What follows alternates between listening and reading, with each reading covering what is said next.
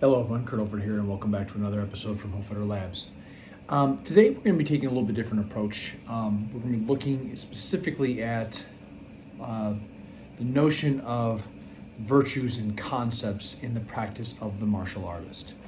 And for that, I'm going to be talking about Fiore's Senyo and how his Senyo, like I said, we've been talking about this whole thing about the lesson of the lines and everything else. It comes down to like it's a lesson in strikes, but it's also a lesson in movements. It's a lesson in how you stand. It really is a full core concept to what it means to behave like to build up a martial artist, or in this case here, a man-at-arms in that period of time. I want to talk about something a little bit different here today in regards to how those virtues in themselves may have deeper connections to how to act as a man-at-arms. And again, I have no evidence.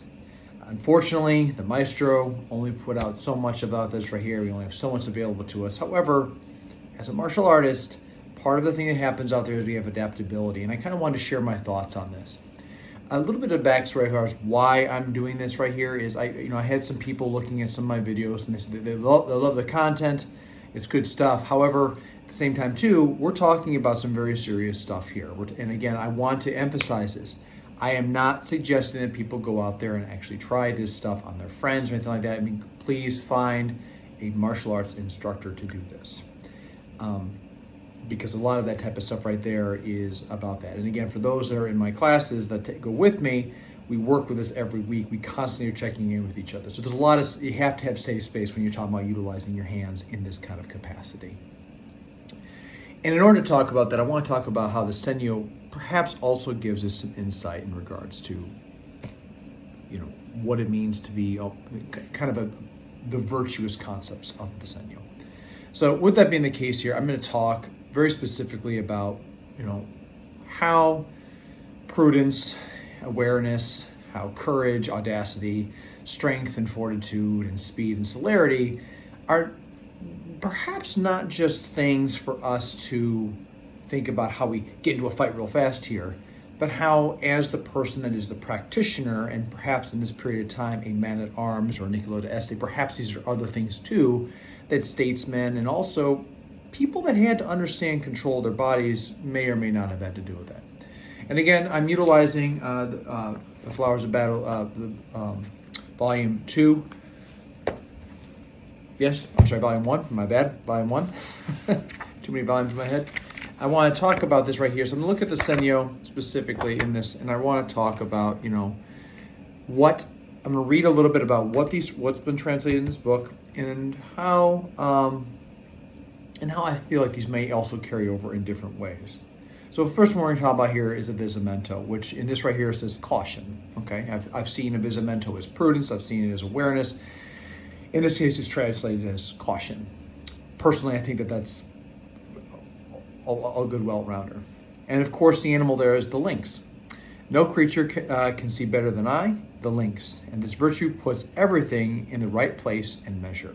Okay, so when we talk about this, I've said before in some videos and I've said before in classes that essentially when you talk about training with people, I've heard people say, well, it just seems like Fiore never loses.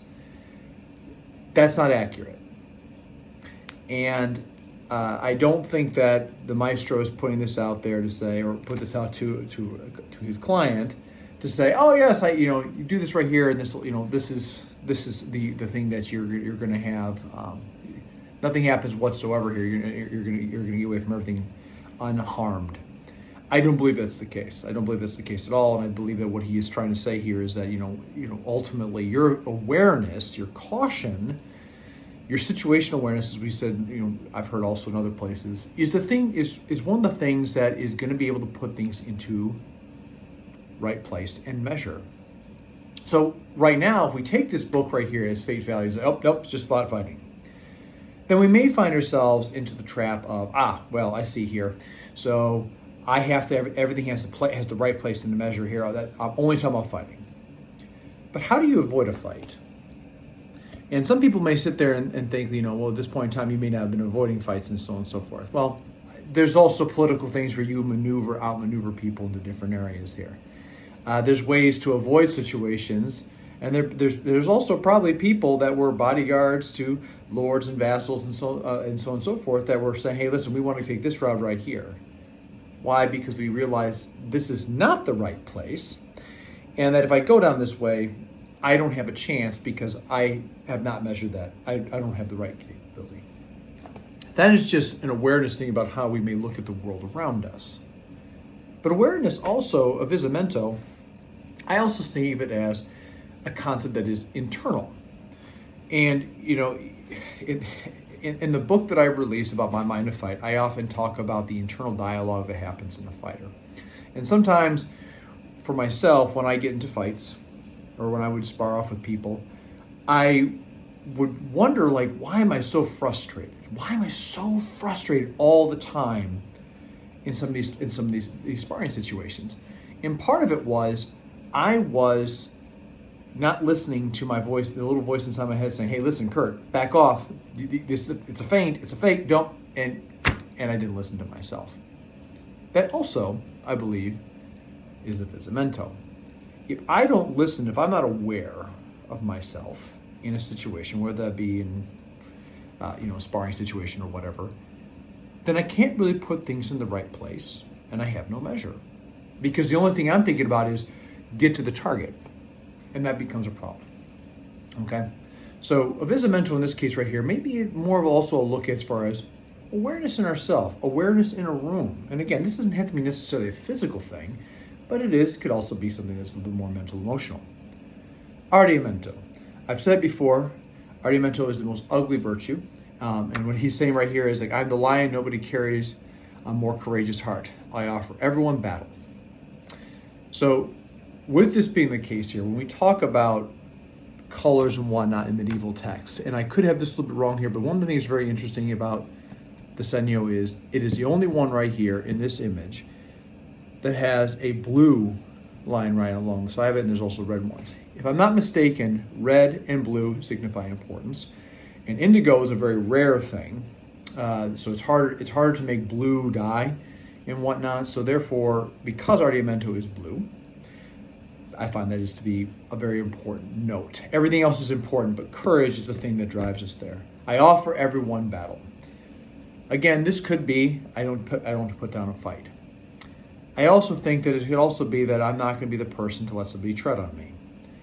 And I'm also the person out there that is going to, even though I'm scared, have to take the step forward here. So those are all things right there that we can talk about as far as face value of courage, which is kind of obvious. But let's talk a little bit more in regards to how courage in that situation there also may have other things with it. Let's look at the byproducts of that. If you're the person that has to, is going to always give somebody a battle or has to be the person to step forward in certain situations, then that means you have to have an internal check-in. Here we go again, a Visamento. You have to have that notion about who are you? What are you doing? Is this the right thing right now to be doing? Do you have the courage to maybe not take this thing on? Or do you have the courage that this is the time to do it? Courage works both ways in my world. And of course, I know this is a very different period of time. I'm talking about how we utilize these virtues into a place that allows us to look a little bit more into ourselves. And again, this is just one of the things right there I offer as far as how we can utilize the Senyo as ways to temper ourselves and not just talk about fighting, okay? So the byproducts of what it takes to actually go into these types of practices and so on and so forth, there's things in there about knowing oneself and knowing what do I have there and is it the right thing and so on and so forth. Because otherwise, if I don't, well, I could be walking into a situation where I'm in a lot of trouble. And even though, yes, there's a lot of ego in this period of time, especially between upper class people, but not just limited to them, it doesn't mean that they just ran into situations. There's plenty of maneuvering that happened. There's plenty of political stuff that happened. There's plenty of everything that happened that made it so that people could set up their situation so that they could have desirable effect. So understand that about Ardiamento and courage, that the human being is not going to necessarily just suicidally go into something. They will have to stand their ground, but that also comes from knowing yourself and doing certain things. Anyway, enough about that. Fortezza. I am the elephant who carries a castle as a freight. I never kneel or lose my stride. Strength. I've heard fortezza as fortitude. I've heard it as strength. Regardless right here, so this is what we've talked about before about who is the core of yourself. It carries the castle as a freight. That statement right there has a lot to deal with as far as, you're talking about embracing this kind of notion of, who am I, all my estates, my people, my this, my that. If you're a soldier, your troops, if you're a captain, my company, you carry this burden. You carry this incredible burden of leadership that is very hard to, and that ultimately you can't lose your stride, because if you lose your stride, everything kind of falls apart. So while yes, fortezza is absolutely about legs, it's about position and everything else, but again, remember, think about concepts of mind when it comes down to this. So you yourself have all these responsibilities. You're aware of the things right here that have happened here. You've had you've either been placed into a position where you have to have courage, and then you have these burdens on your shoulder. Do you want to waste that frivolously? Do you have the ability to use it? Do you have the ability to use that thing frivolously? Maybe, maybe not. Is now the time to go for here? There's that caution, right?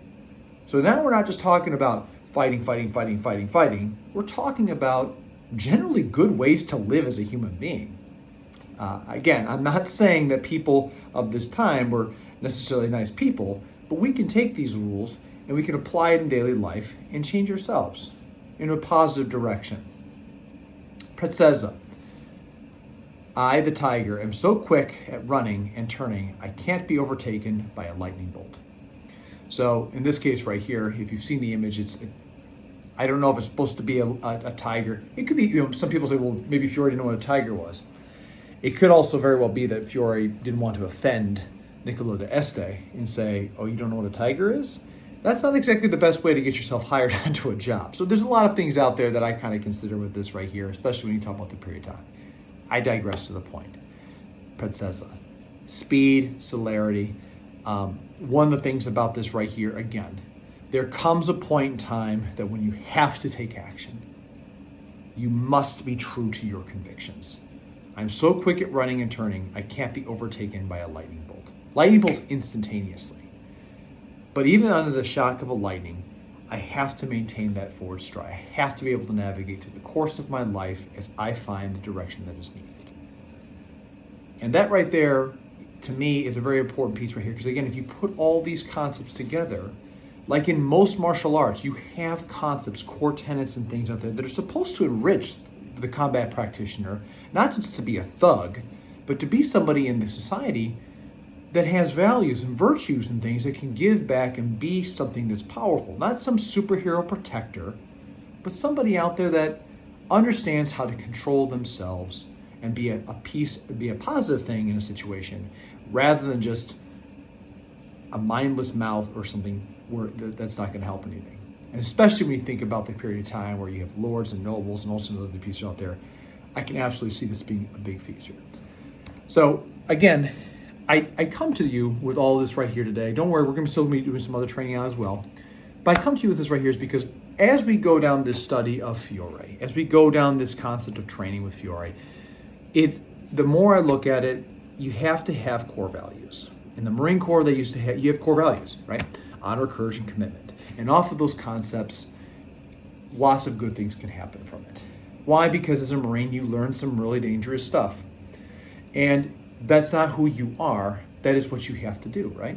Well, if you take this over into what it means to be a soldier, a knight, a man-at-arms, a statesperson, a lord, there's things that they had to do that they probably are not very happy with, but it's part of the environment that they had to be.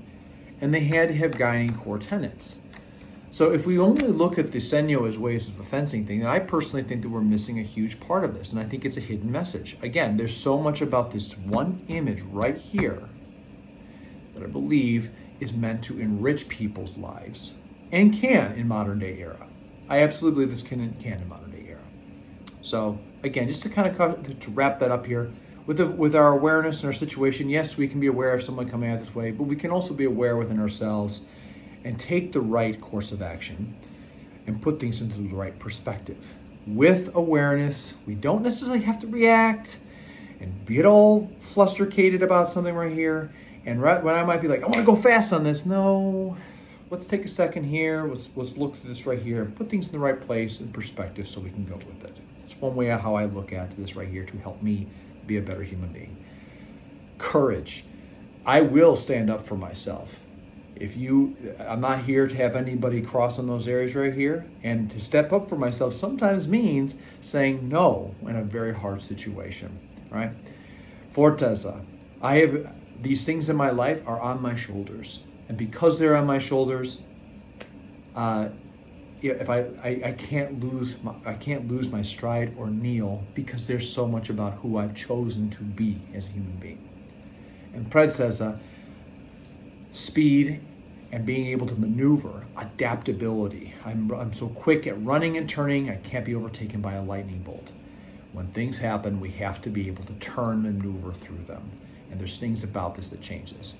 So I come to you all out there, dear viewers, as I know it's a little bit longer, but I wanted to take this right here because as we continue to go down the martial practice of Fiore di Liberi, I believe that I believe it is very beneficial that we have to understand that this is a very dangerous practice, just like all martial arts are.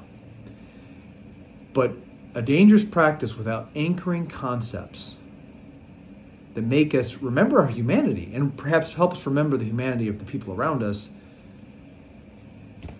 it holds a value into a very just only war mindset. And I believe that people of these times had to be able to balance both, as we have to in our everyday life. Maybe Fiore didn't intend for it to be say. Maybe he did. I don't know. All I can tell you is that this is how I utilize the Senyo, what I would call the higher mindset of martial arts, which is about cultivating myself to enrich my humanhood, to be a better human being for people. So again, just wanted to share that with people out here. Wanted to put that out. Again, thank you so much for tuning in out there.